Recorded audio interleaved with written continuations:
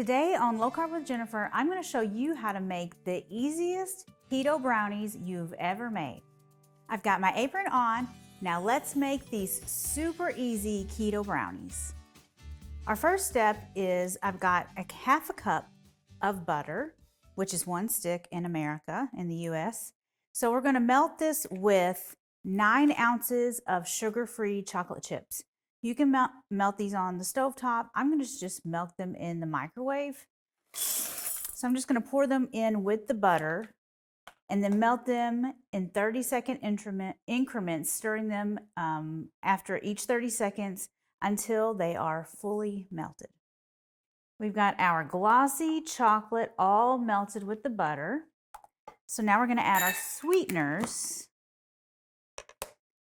which is 1/4 cup of brown sugar sweetener, a keto-friendly brown sugar sweetener, and 1/4 cup of just regular old white sugar, keto-friendly sweetener. I'm also going to add 1/2 teaspoon of kosher salt and 1.5 teaspoons of vanilla extract. Let's get that stirred into our melted chocolate. You want to add your sweeteners and things like that before you add your eggs, just because we don't want that hot chocolate to start to scramble our eggs. Now we can add 1.5 cups of almond flour and 2 beaten eggs. Now let's get this all stirred together.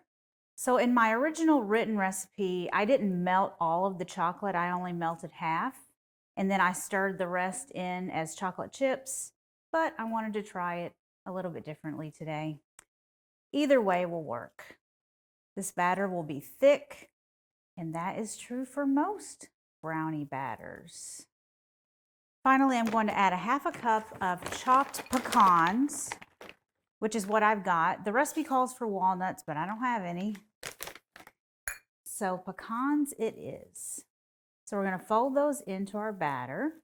I've got an 8x8 cake pan that I've sprayed really well with cooking spray. So we're going to dump our batter into the pan and press it out in an even layer with our spatula. Now, if you're allergic to almond flour, you could use coconut flour, but you will not be able to use 1.5 cups. You will have to use, I would start with 1/4 cup. It is very, very absorbent. So 1/4 cup will go a long way.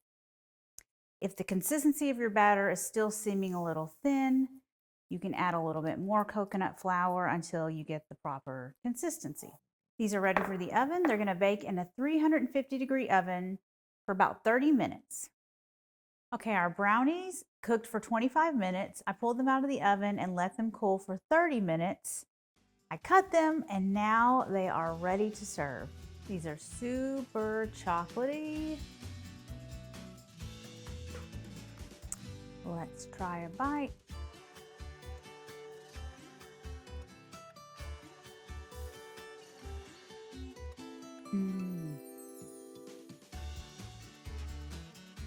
Oh my gosh, those are so good. Oh, those are so good. So fudgy. They're the perfect kind of brownie in my opinion. You guys have got to try this recipe. Thank you so much for watching. I'll see you guys next time. Bye.